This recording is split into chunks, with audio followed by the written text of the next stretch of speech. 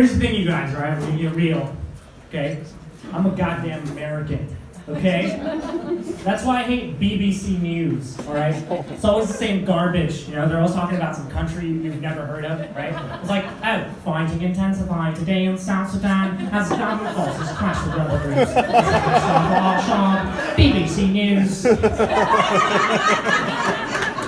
Oh, really? Oh, okay, so there's fighting in South Sudan. Thank you for the news flash, BBC. What else happened? Was it smoggy in Beijing? They're just talking about some dumb country you've never heard of, right? Like the other day they were talking about some country called Brazil. I don't know. They said it was somewhere in like South America, so probably like next to Alabama or something.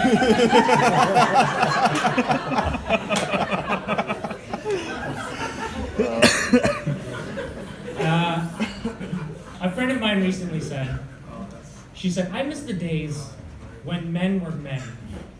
I miss the days when men were men.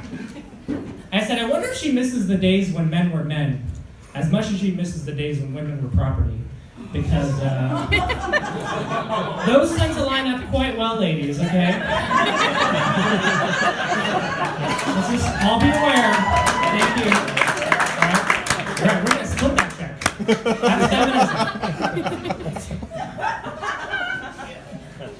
Are you guys on social media? Yeah, here's the thing about social media. Like every day has its own thing, right? Today's Woman Crush Wednesday, right?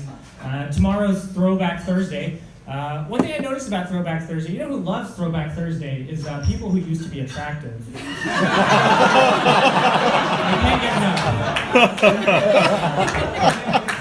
Some people are laughing, some people are just really hurt right now. You guys, I'm trying to be a better person, okay? I'm trying to be a better person. I'm trying to help the needy, or as I like to call it, spending time with my girlfriend. We all have to do our part, you guys. What do you guys think about social justice warriors? Here's the thing, okay, we're in the Bay Area, right? We don't hate social justice warriors, but a lot of people, I get it. A lot of people think they're a little radical. My argument is radical today is normal tomorrow. I'll give you an example. So at the turn of the century, there was a group of women called the Belvederes, and what they would do is proudly march through the streets, displaying their knees and elbows, because at the time, you could be fined or imprisoned if you were showing your knees or elbows. And I don't know about you guys, but I get emotional thinking about it. Because I might have a daughter one day. And one day when she's old enough, I'm going to sit her down and I'm going to explain to her that you have rights today because people you'll never know fought for you. And if it wasn't for those elbows showing whores. That seems like a joke with some depth, but it's just a long road to the phrase elbows showing whores.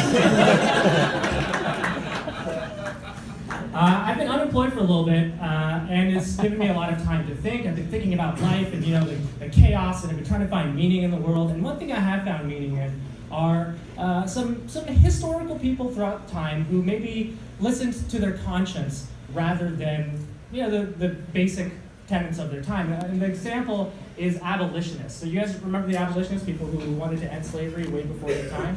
If you'll indulge me, I wanted to tell you a quote that one of them said. This is William Lloyd Garrison.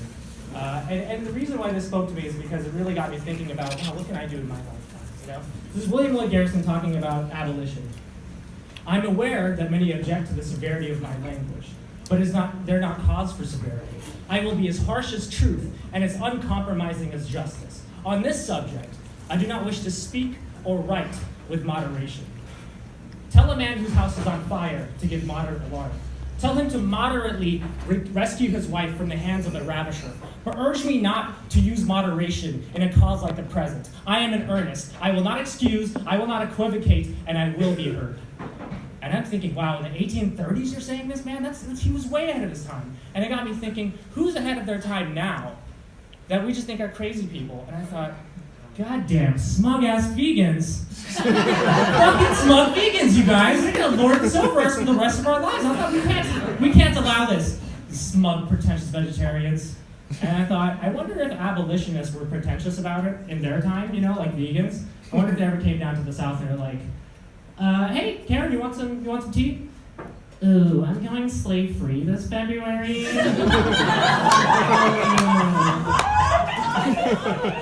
do you have any non-slave options? Karen, okay, we're in the South, okay? So I don't know what to do, okay? I don't know how to help you. Okay, we're in the South. A friend of mine recently said, Mustafa, you're not really living unless you're living outside of your comfort zone. And I think anyone who says that shit should have to go live in Kenya for 3 years. Because you never hear them talking like that, right? You never hear them go, Di Malaysia killed my mother and father. I live in refugee camp now, but at least I'm living outside of my comfort zone. You guys, thank you very much. I'm Mustafa.